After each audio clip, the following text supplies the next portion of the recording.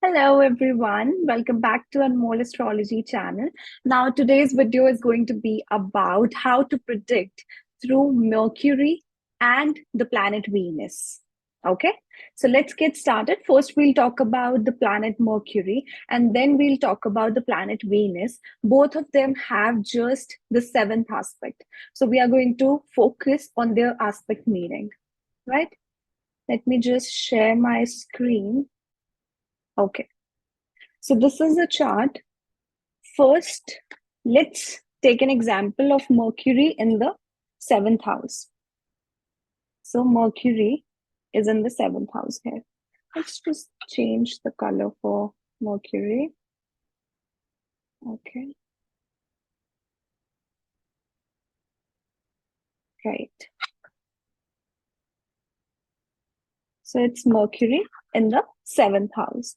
First of all, you need to predict that it is naturally the domain of Libra, right? And it is the seventh house. That's why it's about partnerships. It's about whom you connect with.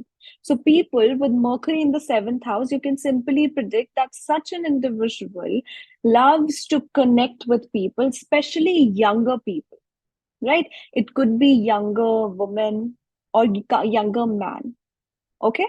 So these people actually have a very youthful image in the public. This happens with both Mercury in the first house as well and Mercury in the seventh house as well, because these people have a very diverse personality. Like these people can adjust into any sort of setting because Mercury doesn't have a particular gender, right? It is a very soft planet and it is very adaptable planet. That's why these people are quite adaptable. Wherever they go, they'll just adapt into that environment. Suppose they are connecting with younger people, they'll become youthful.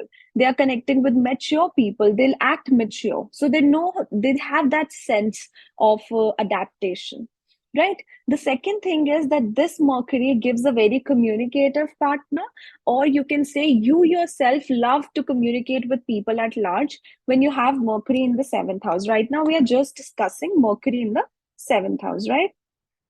So, because it is in the domain of Libra, that means you like to engage a bond with other people and with communication. But suppose if there are planets like Sun or Saturn connected here, then that connection can be a little difficult or a little fiery in nature, because you have the influence of other planets. And Mercury is a kind of planet that whenever it sits with some sort of planet, it adapts the situation of that planet as well.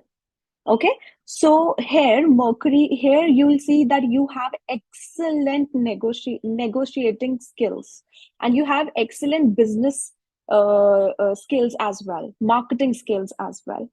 Okay, that's because in the seventh house, you know how to communicate, you know what to say to make, to lure the person. You remember that Mercury is actually a prince, he was a Casanova.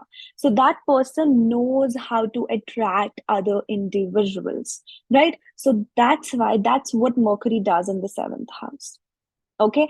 And okay, we'll talk about that in aspects. Okay, so there is Mercury in the domain of Libra, so you just predicted through that. Now you're going to take it as if it is in a sign. Okay, suppose it is in the sign of Sagittarius. That means you are a Gemini ascendant. So that means your first lord is coming into the ninth. That's actually not the case here. We are not going to discuss like which lord is coming here, but just how to predict for Mercury in the seventh, right? So now you will predict accordingly that Mercury will be in a fiery sign, which is Sagittarius. Now, Sagittarius is that how you gain your intellect. So you'll see that you will have over the time, although you are very abrupt with communication, since this Mercury is not in any of the earth signs like Taurus, Virgo, and Capricorn. If it would have been in an earth sign, that means Yeah, you will be a little shy, a little, you'll think a lot before speaking. You'll try to balance the situation and all. If it would have been in the air sign, supposedly, then it means you're extremely clever and you are a person who goes from one place to another a lot, like one person to another a lot, because air signs are the most unstable signs, and that is a mix of clever and intelligence. So you are extremely clever individual if you have Mercury in the air signs, right? But here we have in a fire sign. That means it's more about dharma. It's more about righteousness. That's why you gain your intellect. Although originally with just Mercury in the seventh house, you're going to gain your intellect through other people, right? But if you have Mercury in the seventh house in the sign of Sagittarius, it means that you are going to attain wisdom through your experiences, your experiments, your casual relationships, or your casual meetings and interactions with other people.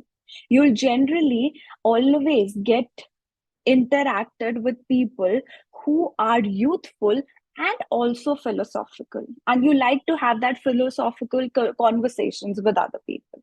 So this is what Mercury being in Sagittarius shows. But it also tells that you are very abrupt with your speech, you have good debating skills, and you are always up for debating with the partner, within the marriage or with other people. But it also tells that you connect spiritually with other people. You are a very philosophical person. You'll most, since it is the first lord coming into the seven, that also means that you are going to most probably travel to a distance to live. And it could be because of marriage, or it's just that you are traveling at a distance and then you meet your partner. So many things are going to be considered while we predict this thing. But since, just because the first lord is going into the seventh, and that is Mercury, that is going to show you this. Okay, so that's how you judge Mercury being in a particular house and then in a particular sign. Now you are going to see the aspect. Now just assume that here Mercury is in the sign of Virgo, right? So being in the sign of Virgo, this Mercury gives seventh aspect to seventh from itself. It only has one aspect. Then it is going to give the aspect as the opposition house is of Pisces. So it is actually a debilitated aspect. So you'll see the people who have Mercury in the seventh house, they have some sort of uh, identity crisis of their own. They are very confusing with their personality. Why? Because the sign of dilemma, the sign of confusion, actually comes to the first house. Because wherever the seventh aspect of Mercury is there, there is going to be confusion, there is going to be identity crisis, and there is going to be, you lose your logic there. So you become illogical there. Because exalted Mercury has been wherever Mercury is. So suppose Mercury is in the second house. You're very logical about your finances, about your wealth, income. You're very logical with the speech. You're very actually, with Mercury in the second house, specifically exalted, these people will even tell you the details of things. They are very detail oriented because Mercury is about detail, and exalted Mercury is about minute details. So if you'll ask this person about a situation, this is going to be a person who's going to tell you everything, that I was here, my surroundings had this and this and this, somebody was on the side talking to someone. So they'll tell you all the details. Okay, so that's about Mercury. So seventh from itself, the debilitated aspect, just like moon. Okay, so there you lose your logic, you have confusions in that area, and you become very fantasizing about that area. So this person has certain fantasies about their personality, or their personality is quite imaginative. That's why it's very hard to predict, or it's very not predict, basically, actually, it's very hard to understand the personality of a person with Mercury in the seventh. Although it could be easier with Mercury in the first house, then what happens? That person faces difficulty by, in understanding the nature of the spouse, because the seventh aspect is in the seventh house then, right? So all the qualities of Pisces basically, and Mercury being in Pisces comes into seventh from Mercury. So you'll see that your logic is lost there. You might find yourself in isolation there, and you might find your spiritual reason there. Mercury's 12th, seventh from Mercury, you'll find what is your spiritual purpose in this life. I know many people would think that how Mercury is going to tell that. And Mercury is quite underrated planet. It has so many things to tell us, but no one talks about it so much. They consider Mercury as a side planet. It is there. Mostly people are concerned about Rahu, Ketu, Saturn, Jupiter, but Mercury is not very much talked about. But Mercury is one of the very, very important planets, because that is going to tell you about your intelligence. Suppose you have everything by the fortune, you have everything from your family, you have those finances, you have a good partner, you have everything. But if you don't have a good Mercury, how intelligent you'll be so as to maintain that thing in your life? Because right in this era, it's all about survival. It's all about just maintaining everything, because every parent has to, thinks about their child. They think about giving their child as much as they could. But what if you don't have that capability to take good decisions and to maintain that stuff?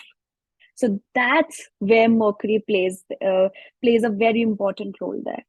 Okay, so that was about Mercury. Now we are going to talk about Venus. So, um, Venus is actually the planet of luxury, right? We consider Venus to be the planet of luxury, the planet of romance. And one thing we forget to think about Venus is that it is also the planet of dedication and devotion. How dedicated are you? How devoted are you towards a particular person? Do you have selfless are you selfless, or you have some selfish interest in some endeavor, in some relationship? That's what Venus is about. Okay, so that's why wherever your Venus is, you would see your devotion lies there, right? It's not just about luxury. Venus is not just about luxury. Do not take it this way that you have an exalted Venus, you are never going to be deprived of luxury. I can assure you that I have seen, till now, till this date, I have seen so many examples with people with exalted Venus who in later part of life, although they are born with a good life in a way, right? I've seen those people having very good time at certain ages, when it's about luxury, when it's about beauty, right? But after some time, I have always seen that after their 30s, 40s, these people are always deprived of money, luxury, and they actually have to struggle so much into a relationship and marriage. So that's why do not consider, if Venus is exalted, a person is going to have all the luxury in the world. And if it is debilitated, a person might not have anything in the world. It is not like that. There are certain other situations that you have to see within a chart. But Venus is actually your experience of love, your experience of luxury, your inner beauty and creativity. But you'll see people with exalted Venus, one thing you'll see that they are naturally attractive, and they have that creative skills within them. Okay. So let's take Venus as an example. Let's take it in the first house. Okay. So suppose Venus is in the first house. I have taken it in the first house because it will become very easier to explain. So in the first house, it is in the domain of Aries. That's why with a person who has Venus in the first house, mostly it is said that such a person always thinks about being in a relationship, or I have even heard some people saying that these people have their sexual pleasures in the daytime more than the nighttime. That's because this house is particularly the highest of the brightest of the house, like along with the 10th house, because this is the house where the rising sign actually rises. Okay. So that's why, and this is the one of the daytime houses, so that's why it is considered this way. Then Venus is in the domain of Aries. That means most of your energy and most of your mind is actually within the domain of love, romance, and creativity. Okay. So you always want to have a unionship in life, but you're a very dedicated individual. Whenever you are in a relationship, you are dedicated towards it. You're so dedicated that you'll see Venus in the first house. These people actually are very doubtful kind of a person. Like they'll doubt on their partner a lot because all their mind is about the partner. So they'll always keep on thinking about the partner. He might be doing this. She might be doing this. Oh no, they might be involved somewhere else. They just fantasize these type of illusions within them. But it's just because they want that assurance. You need to understand that although Venus is the guru of Asuras, but Venus is one of the softest planet, right? It has that water tattva. So you'll see people with Venus in the ascendant, they are so not self-critical actually, very self-emotional. So someone attacks to them, someone tells them, you don't love me, you just doubt on me, and all of that. If their partner tells them, they are going to cry. They are going to cry out of frustration. And they suppose their loved one is going a little away from them, they are just going to lose their shit. And they are just going to, lose their tempo, and they're going to just be like, oh, they'll start crying, they'll start repenting on the things and all of that. So you'll see this kind of behavior with Venus in the first house. And if Venus is in the seventh house, you'll see the similar behavior from the spouse. And Venus is also about dominance, but it is in a way a different type of dominance. See, each and every planet shows dominance. When we talk about moon, it's dominance. When we talk about Mars, it's dominance. When we talk about Venus, it's dominance. We talk about Jupiter, it's dominance. But the kind of dominance actually differs with all of these planets. Okay. So when Venus is in the first house, you need to assume that it is in the domain of Aries. So it's an impulsive Venus. You'll just quickly get an eye on someone and you'll get attracted towards them and they'll get attracted towards you. So you'll quickly get into a relationship and you can quickly get out of the relationship as well. And a person with Venus in the first house gets offended very easily. Suppose their partner is giving little attention to someone else, they'll just get offended. Okay, so this happens with Venus in the first house. Suppose Venus is in the first house and it is in the sign of Leo. Now it is basically an enemy sign because it is ruled by Sun. And you'll treat Venus being in the fifth house like it is the domain of Leo or Venus. These people want to live like a royal individual.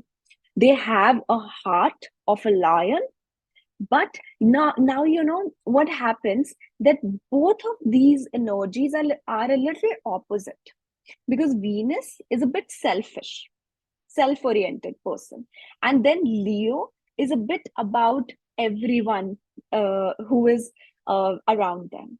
So these people actually always go on a war within their mind or within their self. They want to possess what is theirs, but they also want other people to stay happy. So you'll see they have a duality in their behavior with Venus and Leo. They'll become over possessive and controlling over the spouse, but then if their spouse is they would also expect their spouse to give their attention to the other people of the other people of the family as well. So you see, there comes the duality. They do not want their attention to go away, but they also want their attention to go away to the people they love. So that's why you can address the duality within people having Venus in the ascendant in the sign of Leo. Okay, next thing, these people are super creative, super dramatic, because it is originally the fifth house. It is the house of drama. It is the house of dramatic arts. It's the house of natural creativity. And these people are very spiritual at some point as well, because these people have because it is Leo is the fifth house. It's originally connected with your past life good deeds, and it is connected to the mythology as well. So these people at a point in life, they are going to be attracted towards mythology, and they'll read mythology of different cultures as well. Also, along with this, you'll see that these people will love to travel, love to experience luxury. Okay, so now we will assume that here Venus is in the Mool Trikon sign, which is Libra, and directly opposite to it is Aries. So all the effects we discussed of Venus in the first house, that is going to come in the seventh aspect of Venus. So wherever Venus is, suppose Venus is in the 10th house, all those qualities of Venus in the sign of Aries or the first house will come in your mother or your relationship with the mother. Venus in the 9th house, your relationship with the younger sibling. Very similar to that. Okay, so you will see these sort of things happening with Venus. So that's how you predict with the planet Venus.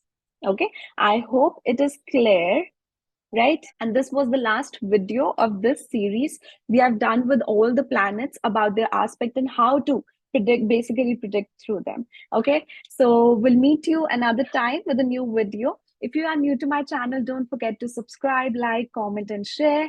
If you want to have your personal readings from me, you can check out the link below, www.anmollastrology.com. And under the reading section or consultation section, you can book a personal reading for yourself. And if you are a learner of astrology, you can sign up for the courses, or you can go for the unique readings within the unique reading section. Okay, bye-bye. Take care.